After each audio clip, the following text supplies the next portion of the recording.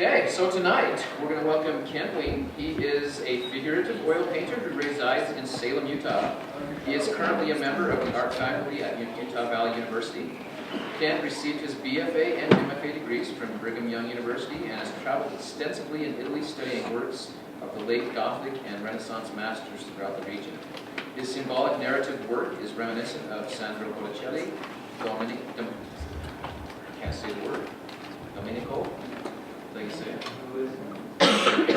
and Ghirlandaio and Pier del Francesco, and references and appropriates from classical painting in the Renaissance era. Kent's work has been shown at many regional and national exhibitions, including the prestigious Claudia Mar Gallery's 11th annual Contemporary Realism Show in Santa Fe, New Mexico, and is held in public and private collections throughout the region and the United States and in Europe. A solo exhibition of Kent's work is currently on display at the Snow College Gallery, and hopefully everybody got a chance to see that before. Myth and Citations, painting by Kent Wing, runs through March 6th with a reception for the artist next Friday from 5 to 7. Please help me welcome Kent Wing.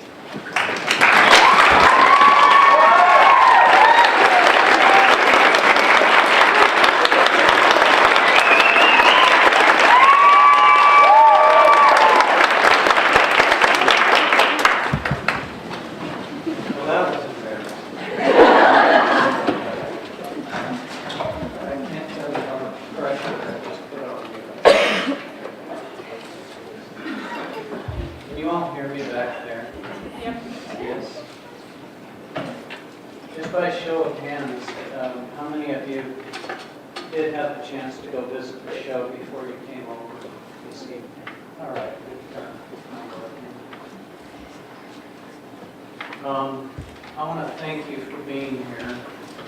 I know it's a class that you've signed up for, but I like talking with students. I do teach. I'm not a full-time faculty member at UVU.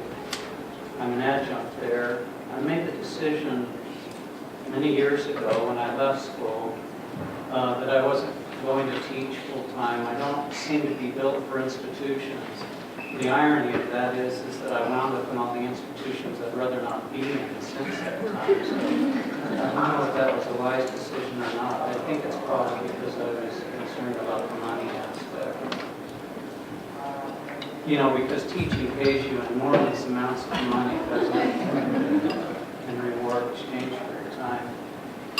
But I like being with students, and I like, I don't have to teach. I mean that in the sense that I would have to find ways of making a living and supplementing income. And I have to figure all that out. And believe me, trust me when I tell you that it may not get too much easier as you get older. You think you look at somebody who looks to be about my age and thinks that we're living our life's dream. When we've retired, we should be financially set at this point. And in many ways, I'm exactly where you are at this point. And that's frightening. I don't know if that will discourage you or alarm you, but it should, because choosing to be in a creative profession is very, very difficult at best. But I want to encourage you and tell you that I have taught, I was invited to UVU to teach the business policies and practice classes for graduating seniors. A lot of that had to do with a lot of the backgrounds that I came from that were art related, but not directly in fine arts, not my career as a painting, in the world of painting. I do want to tell you the world is changing and the opportunities are just so much. But you have to be very, very careful to understand that the responsibility of your education and preparation for those opportunities rests entirely on you. There's nothing in school that will prepare you for what's waiting for you at either the 2 or 4 year or beyond graduate program that you'll go through. A degree will get you an interview. I'm not sure that it gets you a whole lot more, and that depends on the discipline that you go into. But I tell you that even the commercial disciplines that are out there are they're saturated, and it requires something from you. that could be done right here, right now, if you'll just pay attention to what it is that you're learning in classes and just get very, very good at what you do. And that's the best preparation and advice that I could give to you. My intention is not here to give you that kind of advice tonight, though. And I'd rather not talk about money at all. But it's an inevitable things that students think about. It's unavoidable, and I was even asked that question several times in my drawing classes today that I just came from teaching. So I wanted to put a word about that to you. Just prepare and learn all you can while you're here. And you will make a path and find ways of distinguishing yourself through the quality of what you do and not necessarily through the degrees or the grades that you're making while you're here. I hope you'll take that to heart and at least consider it as you move along. Anyway, I do welcome the opportunity to be here, and it's not because I possess any significant knowledge, any special wisdom or technical skill, abilities that would inspire and motivate. I assure you that I don't have anything different to offer on that level. I do and am still trying to be very, very active in my learning. And in that respect, again, I'm just like you are. I consider myself a student. And yes, there are people that I'm responsible for teaching. But I don't really believe that artists can be artists or creatives can be creative without being in a situation where they're both giving and receiving. And that's what I like about teaching. I think that I'm learning things from you as students that I wouldn't be able to learn in isolation or in a vacuum in just my studio. It's really true, and I don't say that to patronize you as students. What I do recognize that those of us here who have given ourselves over to the activity of making or creating, whatever your interest is, that we've been graced with a gift. And I take it seriously. I won't say where I believe that where it comes from. I'll leave that to you to decide.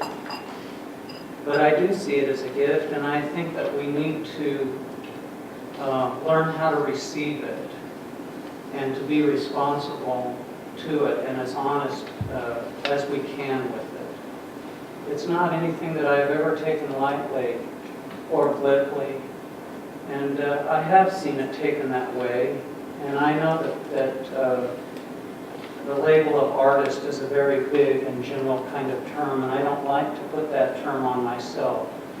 I'm not an artist. As it turns out, I'm actually a human being, much to many people's surprise. I'm not isolating myself to the activity of what I do and calling that what I am. Do you follow what I'm saying? I do paint, and there are motivations and reasons that I have found myself in that activity and have ever since I was a very, very small child. I'll share some of those things with you tonight.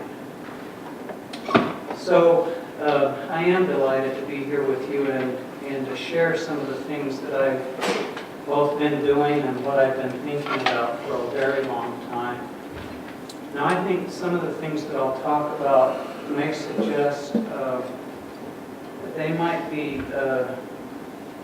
new to you in a way. Maybe they're not. Maybe we'll be able to talk about them so that they can relate to you to where you are now and maybe suggest other levels where you can go or paths that you might consider following.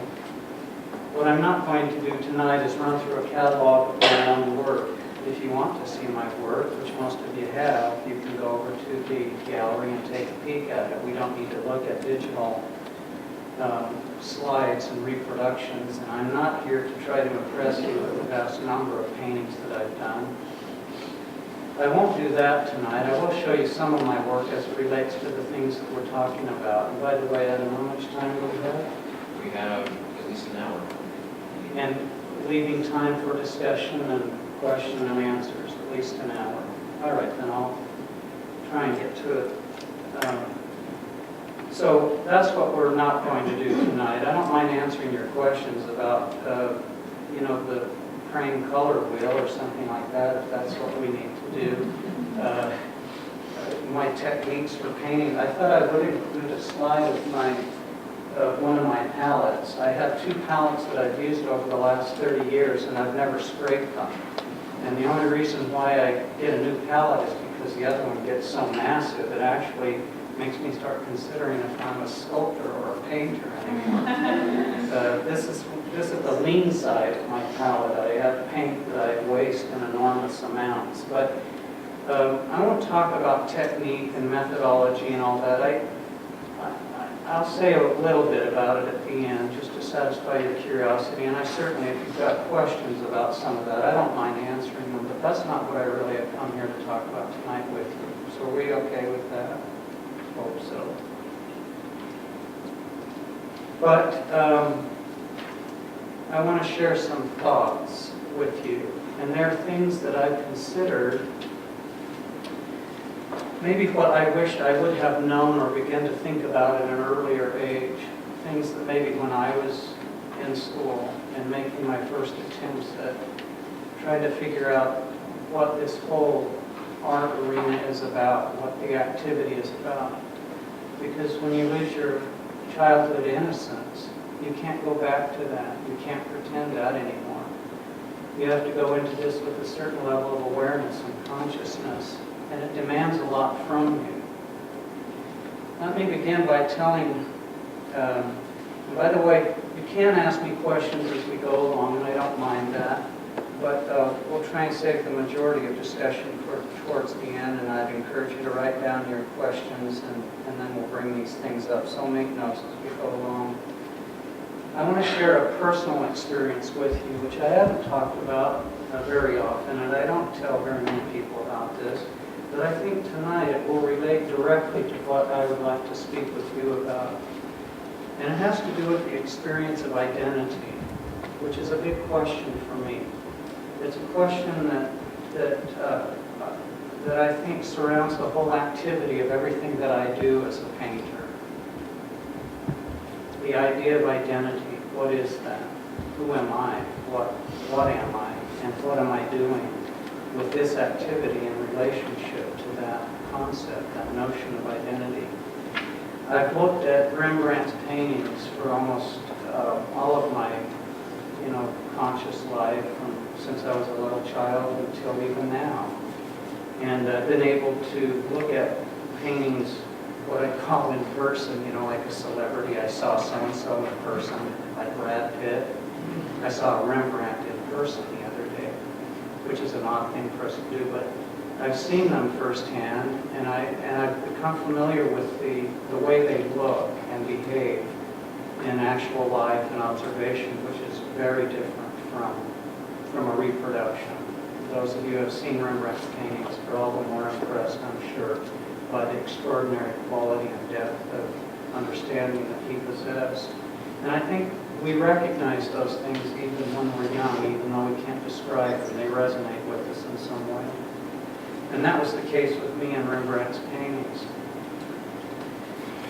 There's this painting that I'm showing you that I looked at quite often for many years, especially when I was in college. And even now I still look at it, and I wanted to bring it to you here because I had an experience about maybe 8 or 10 years ago in which I was looking at this painting in a book, and I suddenly had the sense that I was looking at myself. It was the same sense that I feel when I look in a mirror. Now, if I knew some of you, or most of you in this room, and let's say I know Adam, and Frank is in the back, and Ron is here, and then I have my wife, and my brother, and his wife here with us tonight. I see these people, and I recognize them almost immediately, and I never question the identity of these people that I see. I say, that's Adam. He walks into the room, and I recognize that. It becomes a matter of fact in my perception. I have that about everybody that I'm associated with or who I know intimately, and there's never any doubt or question in the identity or recognition of that person. But when I look in the mirror, I don't have that sensation. And in fact, the thing that I do understand about looking in a mirror is that I've never really even seen myself, and I never will see myself the way all of you see me tonight. This is the first time that we've ever seen each other for the most part. And you're seeing me in a way that I'll never see myself, because you understand, you know, that what I'm looking at in the mirror is just a reflection, a mirrored reflection of opposites. And you know that the face isn't symmetrical. What's on one side is not on the other side exactly. And when you see the reverse of that, then it composes a poetry that doesn't really exist in actuality. You all understand that? So you're looking at something that I've lived with for many, many years that I've never really seen. Even beyond that, if I turn my head and look up at the screen, I'm showing you something in the back of my head or the back of my ear, which is a very intimate part of my physical makeup, and I've never seen it. And that's a little bit disarming. And so I don't even have the perception that I have with all of you who I don't know, really. I don't have that experience, and when I look in a mirror, then it's disarming. And I don't know if any of you have ever had the experience of looking in a mirror for more than 5 minutes without doing your hair or makeup or whatever, and all of a sudden it occurs to you that something very creepy is going on. That something is looking back at you, and you don't know exactly what it is. You don't read it. And when I looked at this painting by Rembrandt, I had that sense. Only the sense was not that I was looking at Rembrandt and that I immediately recognized him. It was the sense that I was looking at me. And I give you that experience because I think this is where the whole thing begins for me. It always has begun there for me, through as far back as I can remember. I don't know exactly what and who I am, and I've learned to believe that that's the way it is supposed to be. And what Rembrandt has taught me in this situation for the very first time, these few years ago, he has showed me that he understands that, and that's why he painted all of those self-portraits, which he did many of them through his whole life.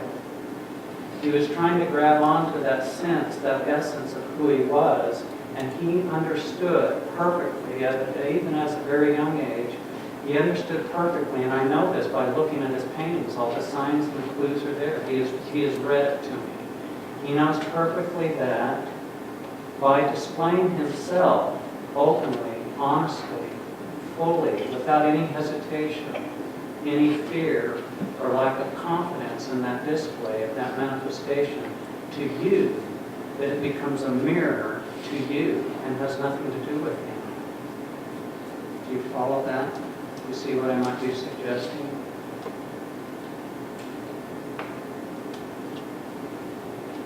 What is this guy, some kind of a nut? I'll just let that wash over you for a minute or so. What I'm saying simply is, by looking at Rembrandt, you're really only looking at yourself. I get questions all the time about my paintings. What does that mean? What is that signifying? Why are you doing that? Every description that I ever hear about my paintings, I just smile and say, but you're really talking about yourself now, aren't you? You're only telling me things that are really more about you. And it's because that's how art works. It acts as a mirror. And I've learned to believe and trust that in my participation with this activity. All right, now, let me continue to help set all this up by, time is going to go much faster than I had hoped, so I'll try not to ramble, but I put a handout in the back. It's stapled with another handout I'll get to in a minute. It's called A Russian Fairy Tale. It's retold by C.G. Jung. You all know who Carl Gustav Jung was, J-U-N-G. He was the famous and eminent psychologist who was a student, who used study directly under and with Sigmund Freud. He is the person who is one of the founding fathers of what we call modern psychology, and whether you recognize it or not, Carl Jung is probably the most single and most influential singular figure in the history of modern art, in the sense that he is the one who gave us this concept of the collective unconscious. It's this thing that we all, according to Jung, theoretically share, that lies deep within our subconscious and connects us in terms of our humanity and what we identify with in each other. Well, in one of his works, The Archetypes and the Collective Unconscious, I stumbled across a fairy tale as I was reading this one volume of his books. And I'll read it out loud to you, and if you picked up the handout, then you can follow along with me. There was once a queer old man who lived in a cave where he had sought refuge from the noise of the villages. He was reputed to be a sorcerer, and therefore he had disciples who had hoped to learn the art of sorcery from him, but he was not thinking of any such thing. Now listen to this. He was only seeking to know what it was that he did not know, but which he felt certain was always happening. You follow that? So he was looking for something that he didn't know, but he was certain that it was happening, and so that's what he was looking for. He's always seeking. Now, does that resonate with you in terms of when you begin to make pictures or do drawings or whatever it is that you do?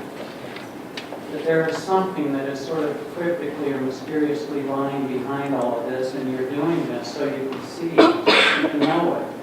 Now here's something else as we follow along. After meditating for a very long time on that which is beyond meditation, he saw no way to escape from his predicament. See, he was in his head.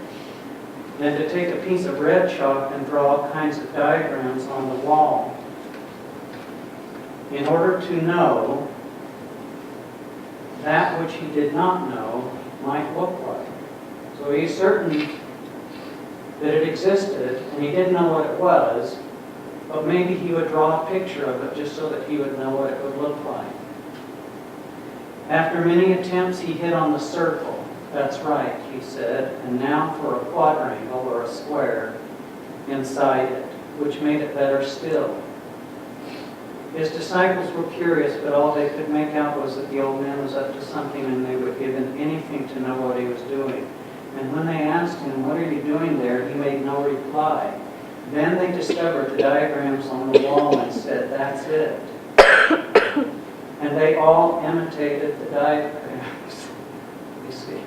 You see that? It's funny. It's a funny story. But it's okay. It's an art joke. But in doing so, they turned the whole process upside down without noticing it. They anticipated the result in the hope of making the process repeat itself, which had led to that result.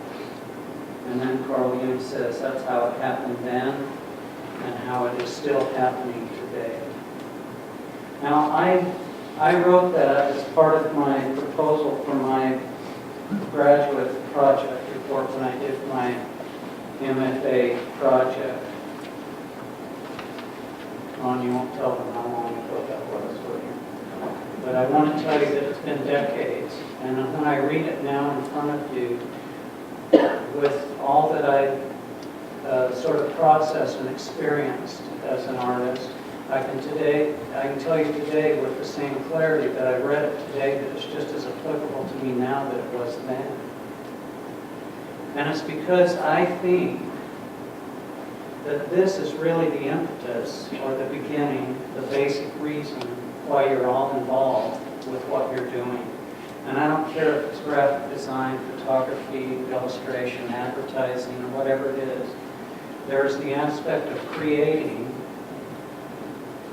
which is driven by this same thing that he's talking about. Now, what name do we give that? I'm not sure, except I think I refer to it more as consciousness. That that's what you're seeking. How to become more conscious. That's what I'm seeing. So I won't presume to know anything about you. So I have to tell you that before we get started and I start running through my slides, because that's where I want you to know that's where I've started as a young child, and that's where I am today, and I see no difference between those two spaces in terms of years, time, or space. I don't. And for that reason, I see myself as exactly where you are. I may be more experienced in that road, but I'm not in a different place.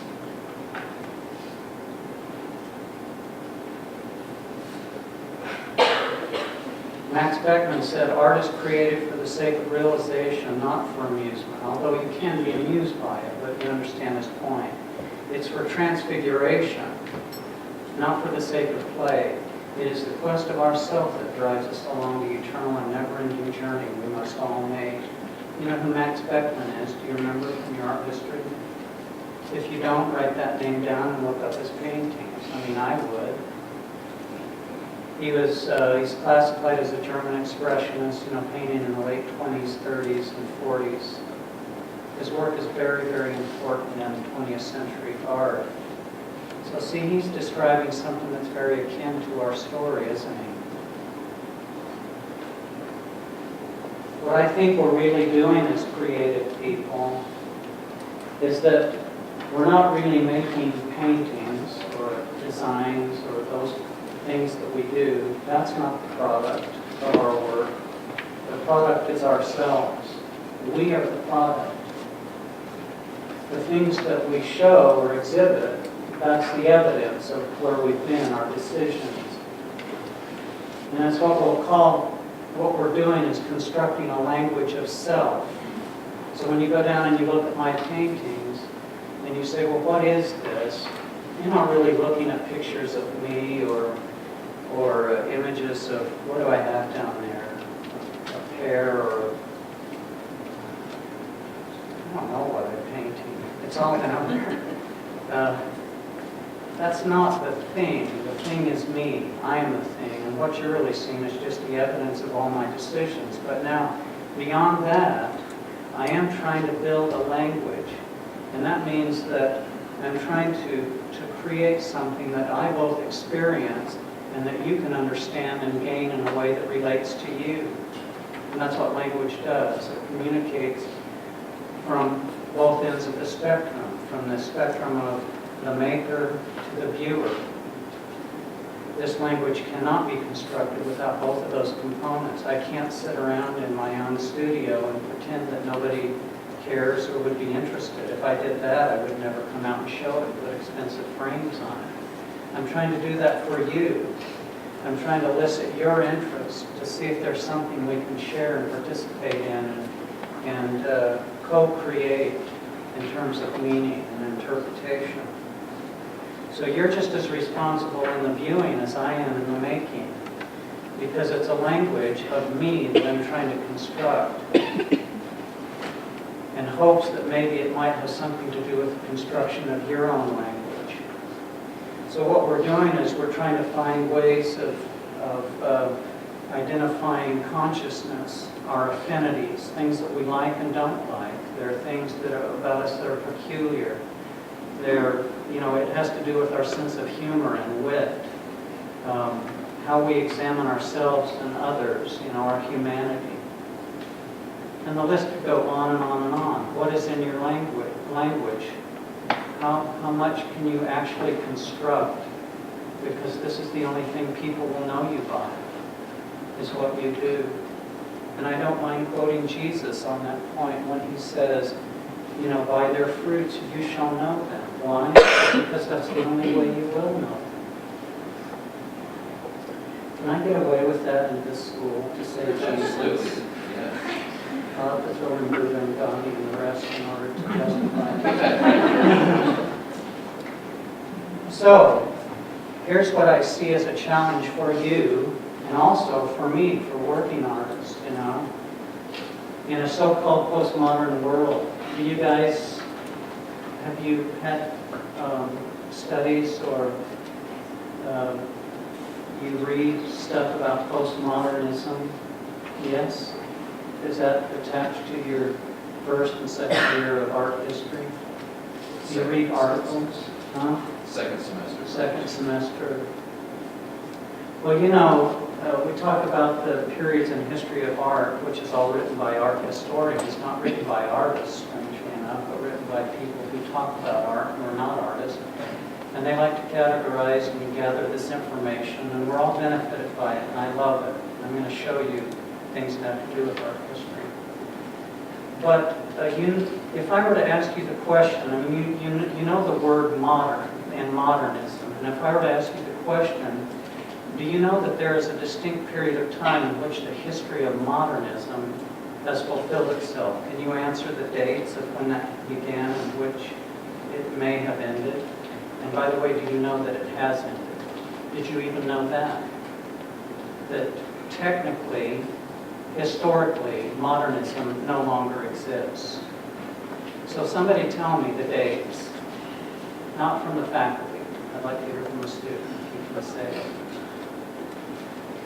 Well, when did it begin? When's the advent of modernism? By the way, there will be no test. This is just, math. Okay. 70s? In the beginning, the advent is in the 1870s, and you mark it with what kind of work?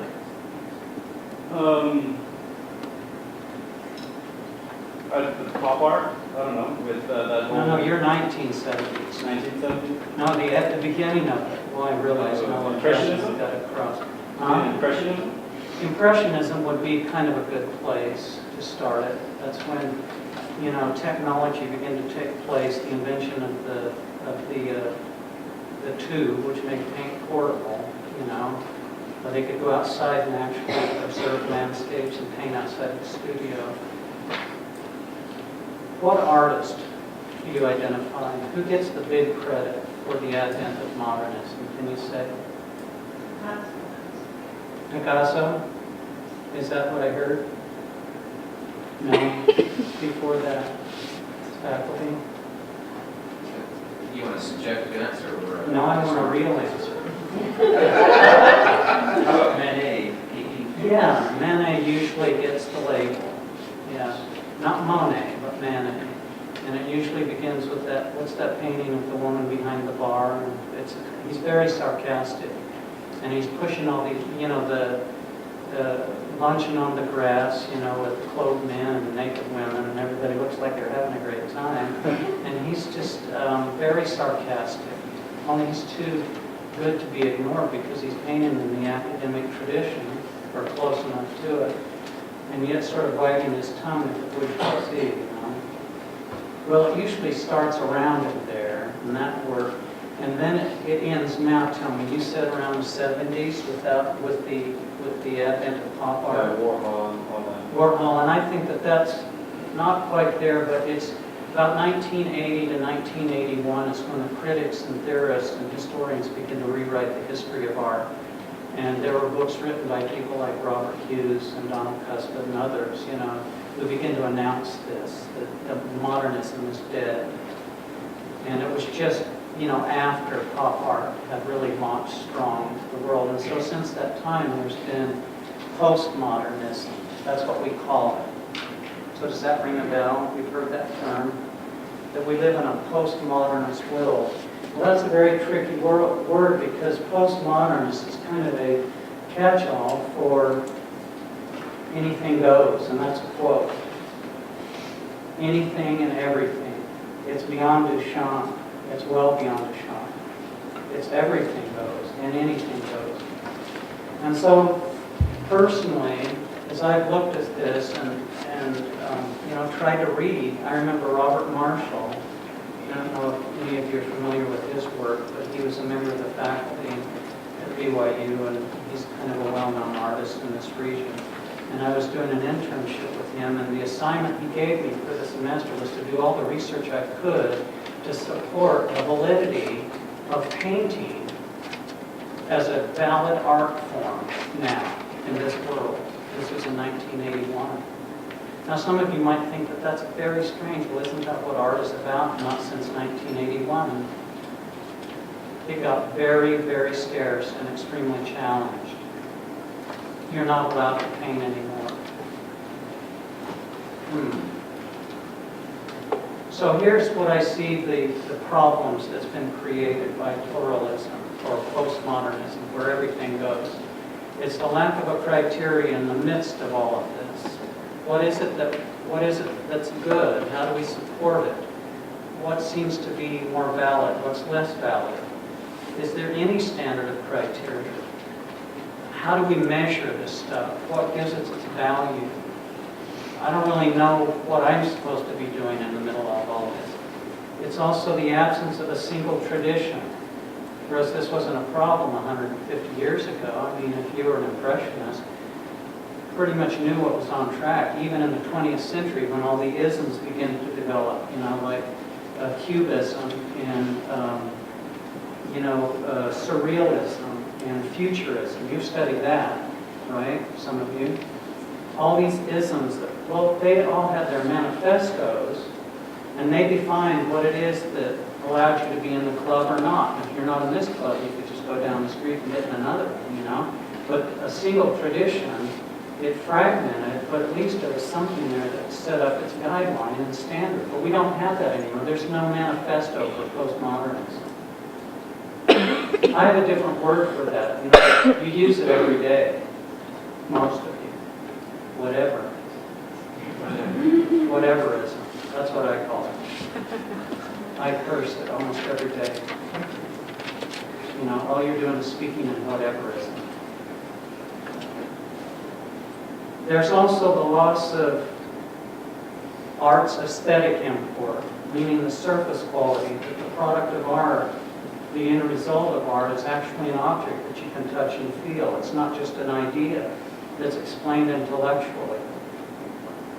And that's the prevailing mentality about what art is today. It's not that paintings aren't being sold in galleries. That's another thing. But if you paint in a postmodern world today, you will be seriously challenged with that activity alone. Because the idea is what belongs. That's the legacy of postmodernism. Whereas the aesthetic was the legacy of the 20th century and everything that went before. Do you follow me on that point? I'll give you some examples. So here's a little bit paraphrasing from Alan Caprow, who is a current writer and critic on all this stuff. And he's talking about in this postmodern ethic that you live in, that you're being raised in right now. I don't think at this school per se, because I know that there are faculty here that challenge these notions. But the one that you're faced with and will be faced with in the world, this postmodernist ethic. He says he doesn't call it postmodernism, he calls it post-art. In other words, after art. Which Marcel Duchamp would, really tried his best to destroy the word art. He says it's the elevation of the banal over the enigma.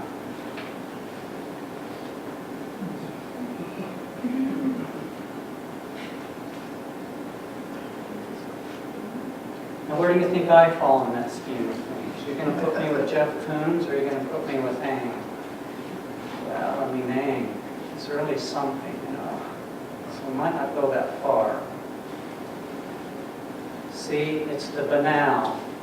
That there isn't anything beyond what we see or touch. It's nothing more than just the funny balloons we see at the fair that's made up into cartoons. So I'm going to take this to an extreme and sell this thing for $55 million.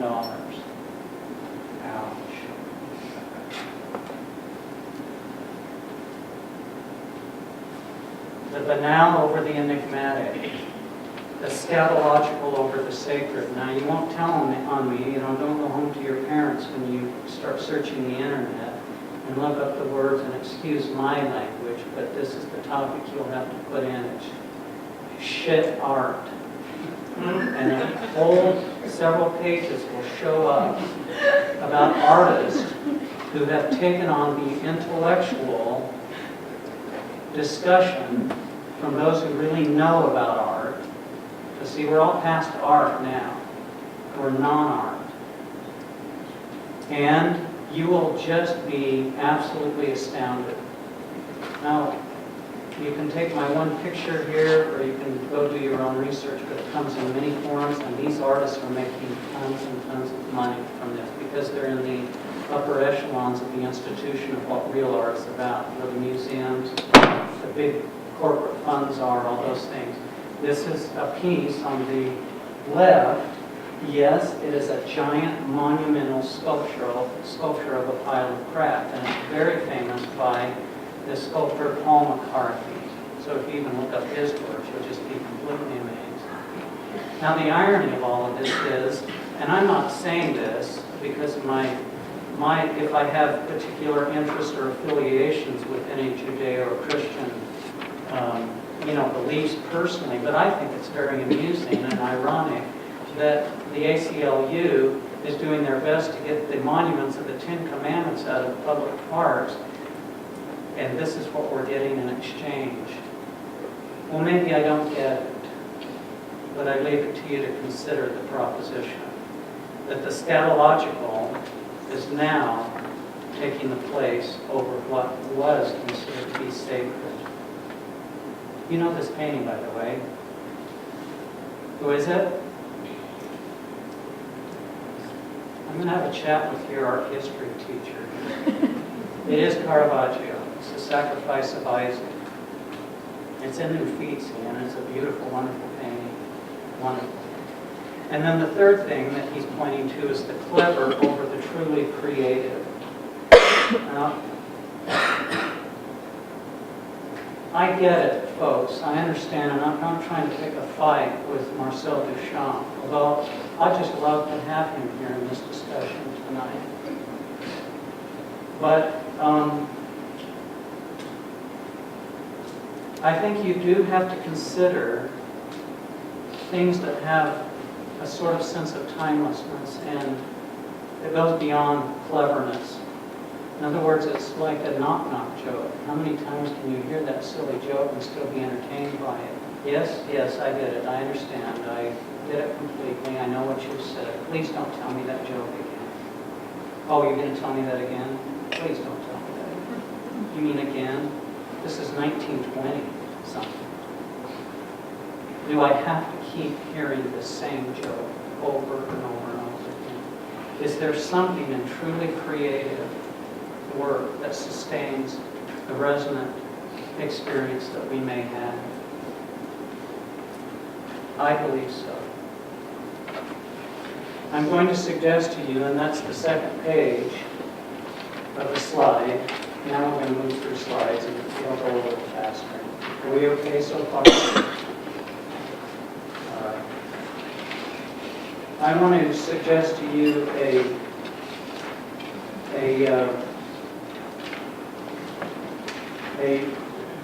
criteria for what I believe and consider to be the practical guide of my own work. And I believe that it can be applied to even Jeff Koons' work, even though he may not readily admit it. And Marcel Duchamp and Paul McCarthy. Can we read through this? Do you have the handout? It's the second page, and it's called the fourfold criteria to work. The first one on this is that it's the entry into the work. Now realize our experience doesn't happen in linear movement. It all happens all at once. And some things jump to the end and then they go back to the beginning. But this is how it happens. Entry into the work begins with the material aspect. It's the paint, the canvas, the charcoal, the clay, the stone. Even with the computers and digital cameras, there has to be this physicality of which you're working with, even though it's measured in terms of light pixels. In other words, it's everything that is physically seen, and that's what we call the substance of the work. That's what substance is. It's the physical material aspect. That's what people before, in the history of art, would call the aesthetic surface. Aesthetics isn't pretty or how beautiful something is. It's just the physical surface, the form that you take your clues from. So it's the substance. The next is the arrangement of the materials or the composition, how those materials are put together. And those are the things like the elements like line, shape, texture, value, and so on. And they're arranged and guided by principles, such as unity, variety, balance, scale, and etc. And that's why design, 2 and 3D design, is a critical part of your foundation classes here, isn't it?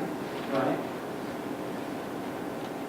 So the material, the arrangement of the material, and then the composition, and I'm not doing my job, sorry. Then the composition leads to what we'll call conscious associations. And then you start finding relationships through things like narrative and metaphors and symbols. In other words, if this is put with this, that forms a kind of a story. Oh, I get it. But all that came from the composition, how things were arranged and how it led you through that. They begin to tell a story, and then the fourth one is when it gets really interesting, the crowning part of it, is that all of this produces an experience in the maker and viewer that leads away from the work, so you're no longer looking at the work itself, and it is what we call the essence. So we move from the substance, the thing you can see and touch, to the final thing, which is the essence, that thing which you can't see or touch. But it is the thing that resonates psychologically, emotionally, spiritually, or otherwise. So, I mean, have you recognized that the Mona Lisa, for example, is the same thing that you put on the walls when you finish a building? It's just paint. It's paint on wood. That's all the Mona Lisa is. The question is, when did it become the Mona Lisa? What transformed it? I'm suggesting to you that it's those four things that move from the first to the fourth step. That's why your faculty and your curriculum here is designed to teach you the fundamental aspects of material and form so that it can lead you through the design aspects of arrangement, and you then have to go back into the cave and start figuring out what you're doing and what you really have to say. And that's where it gets complicated. All right, are you with me so far? This is what I do. This is what I think about. Now, this next slide, I'm going to begin to show you a few slides now. Do any of you know this term, the sacra conversazione? It's Italian and is usually spoken in the Italian. It means the sacred conversation, and it's a technical term that comes from a transition in the early history of the Renaissance that it describes it's a depiction of the Virgin and Child amidst a group of saints, politicians, patrons, and so on. They're big group pictures, but you recognize that these people don't belong in the same story. They're all out of sync. Some are in the modern times and the modern present. The other further back, ancient historical figures, and they're all grouped in the same picture. And what's happening is that they're having this sort of conversation, even though they're not speaking to each other. This conversation is really the history of these figures all in one composition. Right? So it's an invention by these clever artists to move from what was, and I'll go to this one, and I've had to crop this. This is a painting on the web by Nicola da Segna, and it was 120 or something years before Piero della Francesca's painting on the right. And this painting on the left is really just a fragment of the full work of art, which is a polyptych. Say that after you read it. And that means it's a series of small panels that help tell the complete story around one central panel. So you remember studying those in art history?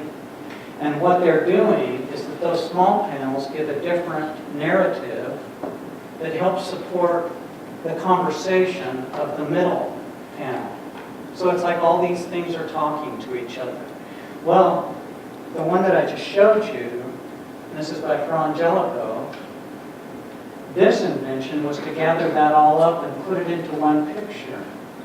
Now, I call that a technological achievement, an ingenious one, because what they were able to do in a static picture is to transcend time, or to fold time and space into a single picture. That was an incredible invention. Do you remember Masacio's The Tribute Money? Raise your hand. The tribute money, where Peter was sent out to put the money, or get the money from the mouth of the fish. And if you see that, it's in Arezzo, and you see the fresco, and you move through the panels, the wall, it's all in one big fresco that moves you around as though it were one painting. And he's famous for being able to create the sequence of time, of which all of us and you just take for granted, because right now you're sitting with your phones in your hand, and you can get any motion graphic that you want instantly. The concept of time is instantaneous. But they didn't have that concept at that time. It was a truly ingenious invention. Now the reason why I'm showing you this real quick, so stay with me. All right? Still okay? The reason I want to show you this is because to me, not as an art historian, but as somebody who goes into the studio and has to deal with these same issues of how am I going to create or construct a language that the viewer can participate in, it has occurred to me that the next step in this invention is one that has always been going on, even before Fra Angelico and his craft. It's been going on before him, and it's going on now. And it is this act of conversing with each other as artists. If you do this, maybe I can do that. And in fact, I'll use your image so that I don't exclude you from the obvious fact that that's what I'm doing. I'm not going to pretend to steal anything from you. I'll acknowledge you so that it'll give support to what I'm doing. But now listen to this. What it changes is the context. In other words, why it's being used. Now watch. So you have Nicola di Segni, 150 years before Piero della Francesca. And by the way, these are all things I found myself. Nobody showed these to me. They're just discoveries that I've made and connections that I've figured out. A historian might be laughing at this presentation, but I don't care. It's obvious. Do you think that he knew anything about that painting? Do you think somebody sat down and wrote a handbook on how to make, the resurrection of the risen Lord? There are things in this painting which make it absolutely clear, if we had time, we don't, would make it absolutely clear that he knew everything about that painting, is referring to that painting, and then takes it to a different place. Look at the background, the landscape, the reality that he's trying to create in his present day. You might think, well, that's kind of a stinky landscape. We've got some landscape painters and they know how to do it. But when you consider what that was, taking it completely out of this Byzantine influence that surrounds that figure on the left, and putting it into a natural environment with real soldiers and real people who have fallen asleep, then it becomes a different painting altogether. The context changed, and the context is one of bringing something into the present. Do you follow that? I'll show you some more. This is the famous drawing that's left to us by Michelangelo's student, San Gallo. It's the only evidence that we have of this painting that Michelangelo was commissioned to paint and never was painted, because he was called away to Rome to work on the Pope's tomb. No, the Sistine Chapel. Look at the figure here. This figure, by Titian's own admission, is that figure in this famous painting of the Bacchanal, the celebration of the Dionysian myth. Titian, Michelangelo, about 100 years apart.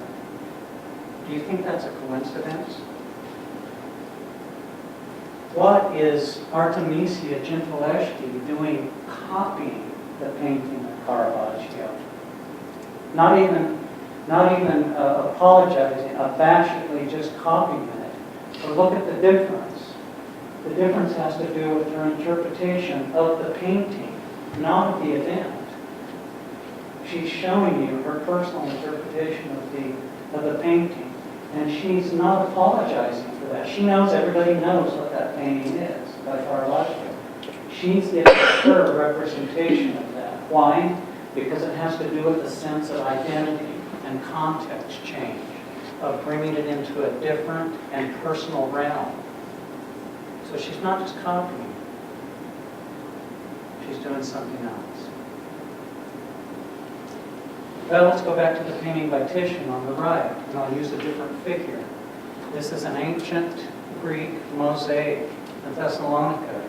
It's on the wall of a museum right now in Thessalonica. It's 4,000 years before Titian. Are you going to tell me this version of Ariadne has not anything to do with this version of the ancient mosaic?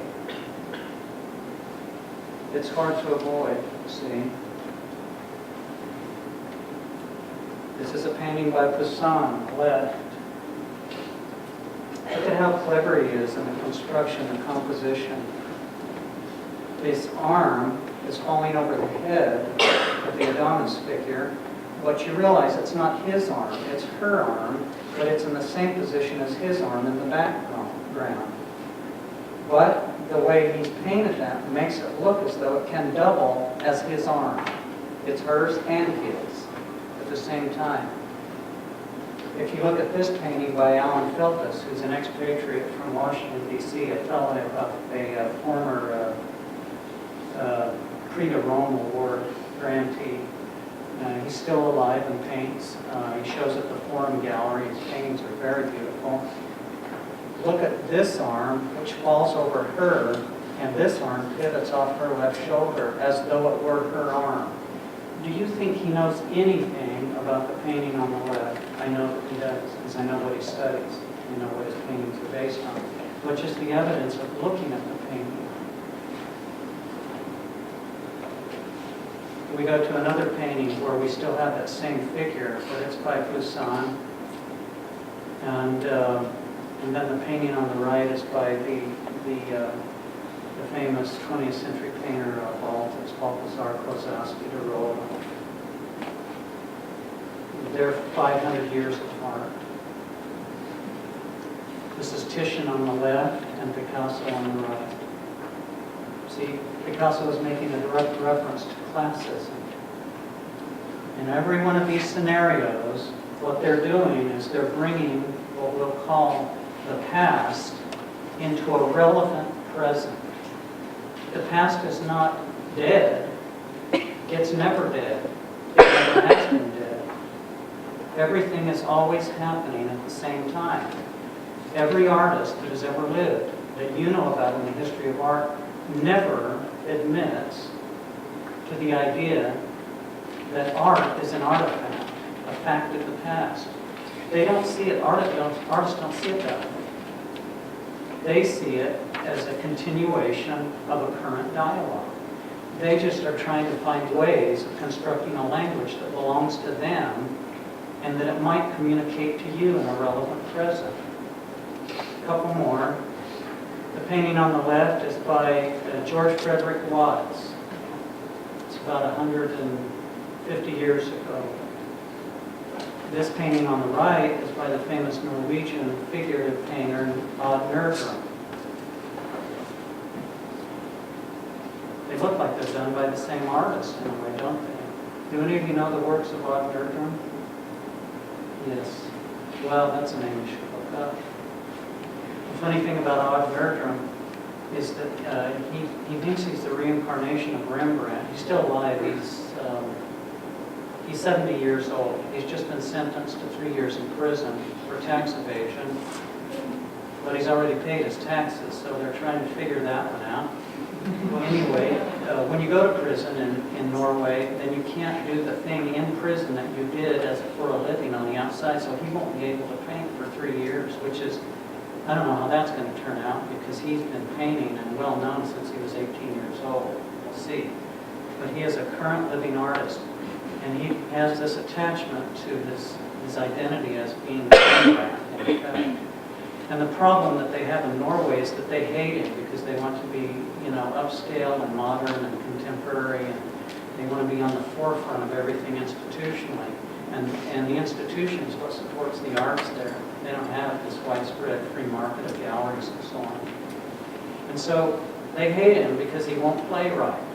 He keeps painting like people did 500 years ago. The problem is he is too good to ignore. All right, Fra Angelico on the left, look at the figure and the adoration, and this is Baltus again on the right.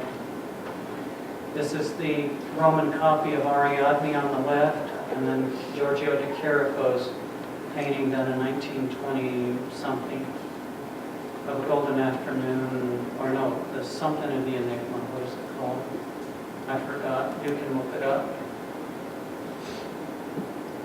This is Poussin, Narcissus, and Echo and Narcissus, and this, oh, sorry, and on the right again is Baltus. You see the two. All right. I just want to point out through all of this. What time is class in? We have about 10 minutes. That's All right. what you need to know. Let me skip this part, although that's really fascinating. And I'll run through a few slides of my own. And just simply say that the narrative and enigmatic devotional aspects of my paintings, my pictures are stages, sets, holding points, displays that frame out and suggest a variety of self-revealing scenarios. And that they invite the viewer to be entertained to question what is outside the range of view is as important as what is visible. So this is all typified through curtains, partial views, unlikely props. See, I don't consider myself a great painter. I don't need to make that comparison. But my interest is the same. And that is that I think all of this is about a stage. And these things create the belief that something real is happening. And I paint these things in a way as to never not admit to that fact. In other words, I know that it's really just a stage. That's really not a curtain. Giotto showed us this when he showed us the back of the cross. He said, this isn't a real cross that you should worship. This is just a board. You know, it's a prop that makes you believe something. This is called The Watcher. Oh, by the way, this is called Orphan in the Madonna's Robe. This is in the permanent collection of the Springville Museum. And it makes a strong reference to Leonardo and Poussin. You can see, what is the water tower in the back? This is called The Watcher. This is called At the Still Point. That's a self-portrait, an artist in landscape. This is my art joke. You know, the painting by Magritte. This is not a painting. Do you know that painting? It's a painting of a pipe that Rene Magritte painted and written in French. This is not a pipe. And I made a painting, and you know, I did my best to do what I do best in making it, you know, look like that pair and so on. And I wrote it in his handwriting above. This is not a philosophical idea. Am I clever? See, because I would look at Rene Magritte and say, yeah, but Rene, as soon as you wrote that in, the answer that you want us to say is, if it's not a pipe, what is it? It's a painting, but it's not a painting because you just wrote words in it that make a philosophical statement about the painting. So it's this endless loop of, is it about the painting or is it the painting? So that's my little art joke. This is called The Invitation, and a version of this is downstairs. This is the predecessor to that painting. This is called Ariadne's Thread. And this deals with, the subject matter deals with the story of Ariadne being abandoned by Theseus on the Isle of Naxos. The one thing that you would know about the story is that she is she's abandoned and she's forsaken in every way, and she went with him thinking that she was going to get away from her father and the labyrinth and the bull and so on, only to find out that this guy dumped her. He's sailing, those of you who've been down to the show, you'll see the small ship sailing off in the distance as she's this abandonment. But what she doesn't know at this point is that Dionysus is going to show up. And he will take her, and they will be married, and they will have 60 children, and she will live a long and happy and fulfilled life. But see, here she doesn't know that when Theseus is going on. And I like this story because in a way, that's the way everything is. You know what's happening now, but you don't know what's going to happen next. And so you have to find a way to get a thread and hang on to it. You know, see if it will. One thing you can do is if you leave a trail, you don't know where you're going, but at least you know where you've been. And that might be a wrong avenue. You don't know where you're going, but at least you know where you've been, and that helps you in your next step.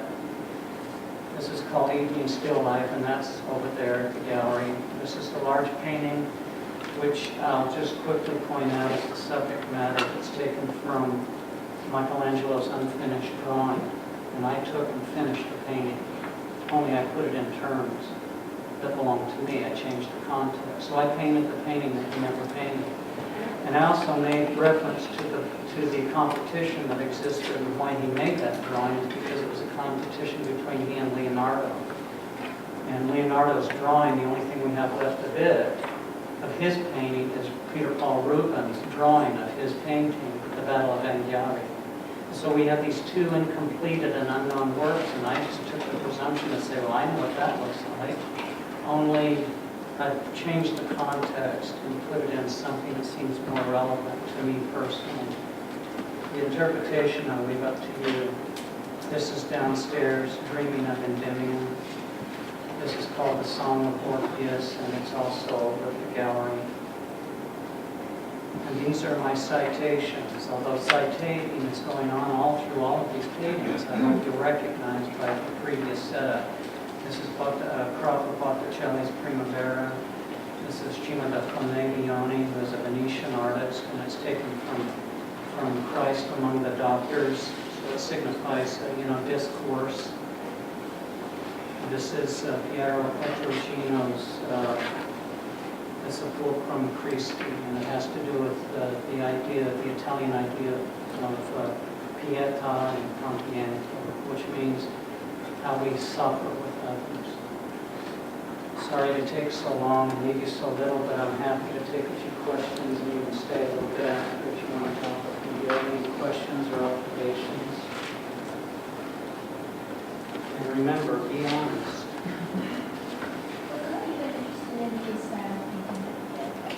Style. I made a note about style in my notes, and I won't read it to you. What got me interested in the style? The only way I can answer that is by what I've already told you. So let's go back and visit that. The story that I read you about the man in the cave, you see, he was faced with a problem that he didn't know how to solve, and so he drew it. What he turned out with became the style. And so this is what I tell my students. They ask me that question all the time. They talk about style like it's something that's going to happen to them later in life, when they get enough expertise and enough education and experience and all of that. They talk about it as though it's something distant from them.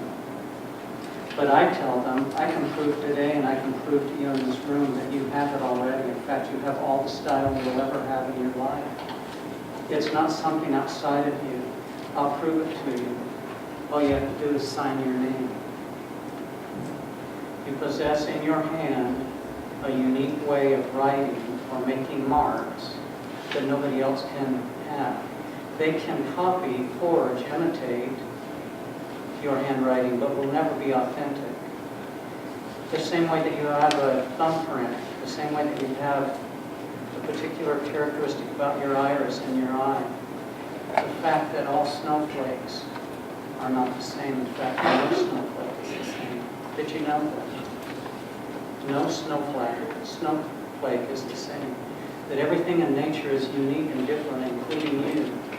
So how you make marks, and this answers your question directly, how you make marks becomes the evidence of the clue now of what your style will look like. My question to you is, can you trust that enough to say, even though I don't see it now, even though I can't understand it, is there something about that mark, its size, the pressure that I make it with, the slant that I make it in. If I keep seeing a pattern, can I find the recurring pattern? And that will become your style. That's how Picasso did it. That's how Magritte did it. That's how Piero della. And so see, none of these guys were afraid to paint another Madonna and Child because they knew that wasn't the issue. Style is not the issue if you're really honest and truthful about the marching. But you have to do a lot of it before you see it, and that's my answer to you. You have it, so do a lot of it so you can see it. But don't imitate others, not to the point that it's not your own. I'll tell you this, it's a difference between being fascinated by a thing and being disciplined by it. So you can look at other artists and you can copy them. I'm not afraid to copy Perugino because I know whatever I do will not be him. And I'm not pretending that I am, see? So just trust it, and that's my answer to that. Is that okay? Somebody else? Yeah. Yeah, with all your travels in Italy, did you get opportunities to actually pull out paints and paint directly from these masterworks? No, and I don't work that way.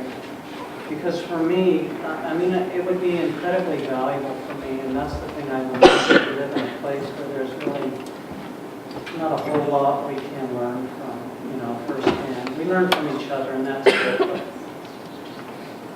But no, it doesn't work that way for me, because I don't want to imitate the marks. I want to imitate the essence of the experience of what I saw. Does that make sense? Let me add this to it. Yeah. How has photography then, do you think, changed? We've only had photography for a couple hundred years. How do you think it's changed that dialogue we have with our ancestors? Well, it has changed it dramatically. The fact that it has changed it is quite obvious. It's a technological achievement, much like the computer, that, those of us who were around in the late 70s and early 80s when the invention of the personal computer came our way, and then the internet, which is a lot later than that, people didn't know what to do with it. It was like television. They had this technical thing, technology that they didn't know how to use. And we're still discovering that. What it always turns to is money. That's the very strange thing about it. And that's what its cameras turn to. That's why it's put in so many people's hands, because students who wouldn't necessarily have any interest in art, but do have an interest in a digital camera, can use that to facilitate a certain amount of income. Now, I'm not talking about anybody here. I'm sure that's not true. Well, you can't deny that that's what's happening. So how has it changed it? That would be a whole evening's lecture. And I'll just say that it has changed it. But it will always come back, whatever technological achievement we make, whether it's a tube of paint, for the impressionists or the digital camera photographers, it is, after all, only a hammer. It's just a tool. Your knowledge and the wisdom and the judgment that you have about how that's used and why you're using it, it always goes back to the same thing, the very same thing every time. What is my question? What is my problem? And how am I going to solve it? And maybe peanut butter and jam on a slab of marble will do that better than a digital camera. You never know until you try it. Yeah. So, your lecture today is really interesting because I've been questioning myself a lot why I make art. Because I've never felt like I was a poet. I've never really felt like I had a message to portray. I just really like making things. And I'm really fascinated with the process of making things. And I want them to be real. That's why I gravitated to sculpture, because it was more real to me than painting was. It was an object in the room. So I'm trying to figure that out by myself. But you're talking about that journey was facilitated by the sacred conversation between artists, even the ones that weren't with you. You just be able to communicate with them through their work. How do you facilitate that conversation with the artists in your life? was mostly through your study of historical thinkers or historical artists. I mean, what other means did you try to have that conversation, reflection or conversation with peers? Well, I think your question is good, and it's big. It's a big question. And I don't know how to answer it exactly, except to say, to make it simple, is to say, remember that this making, this activity that you love, that resonates with you, is really just a manifestation of your life. And so I involve myself in my life as much as I do in my art. And I make sure that those two things have a very, apparent connection. See, I like to plant flowers and transplant bushes and plant trees, and I liked building my studio when we did that, and I've gotten really interested in golf, which is the great irony of my life. What a weird thing. I'm a long distance runner, and I've been running now for 30 years. I've walked over 50,000 miles. I don't see any of that as being different than the act of making that you've just described. I see it all the same, and they all feed and support it. In terms of people and the conversations that I have, I have people that have really influenced me. Those people, some of those people are in this room. I consider Frank McIntyre not only a friend, but a collaborator. Somebody who helps me understand how to do this. I trust him. He has a sense about my work, and when he says things about it, I trust it. I have a very close friend, Alex Bigley, that I've known for 35 years. And Alex is not only a close, dear friend whom I love, but he is a collaborator. But now I look at my wife, Marilee, here in the audience, and she doesn't paint. She teaches school. That's her activity. And she has a mission about these little fourth graders, But I see her on the same equal footing as a collaborator as these other people I just mentioned, because the things that she gives to me feeds into my life, and that is what my art manifests. Now, I use the history of art to point to certain things, but that won't make any difference or sense to people who don't have any knowledge of art history. So is my work geared for only those who know about art and art history? I hope not. I hope you go look at that show and say, I just really love the way he painted that color blue. No, I just love that. All right? I just love the composition, or I just love the sense that this gives me, or something like that. I'm trying to answer that in as to ways that all of this feeds into my sensibility, and I call that sensibility my life. And I don't know how to divide that anymore from the act of making. Well, that was very, one of those questions I've been facing in my life too, is my career is going into art, and I felt like I needed to put so much time into that one field of my life, and I have so many different interests that I'm also wanting to make more, and then I've been, kind of a conflict of identity. Yes, well, see, and I started talking to you about identity from the very beginning, didn't I? And that this world that you live in will create those problems as if you don't have enough help for yourself. And yes, I understand the dilemma, the problem that you're facing. It's the one I face. But I think as I've gotten a little bit older down that path, I've realized that none of these things that I'm arguing with have any separateness. They all belong in me. You know what the problem is, folks? It's when you start thinking about money and career, then you get divided. But I haven't said anything about that tonight, have I? I'm talking about the life of an artist, not the career of an artist. So it's like my wife told me 10 years ago, I don't care what you do, Ken. You can do anything to make money or spend your time, but you have to paint. And that's what will define you in the most real and authentic way. If you stop doing that, then you'll lose touch with yourself. I'm like Max Beckman. Painting is the way that I choose to make that journey. Cut off my arms and legs, I might have to find something else. But I guarantee you, I would find it because I don't see pain as my life. I see my life as my life, and painting is one of those activities, and I take it very seriously. Thank you. Is that okay? Those, I appreciate that very much. All right. Anyone else? You're free to leave if you have someplace else to go. I don't think that. All right, thank you, Ken. All right, thank you.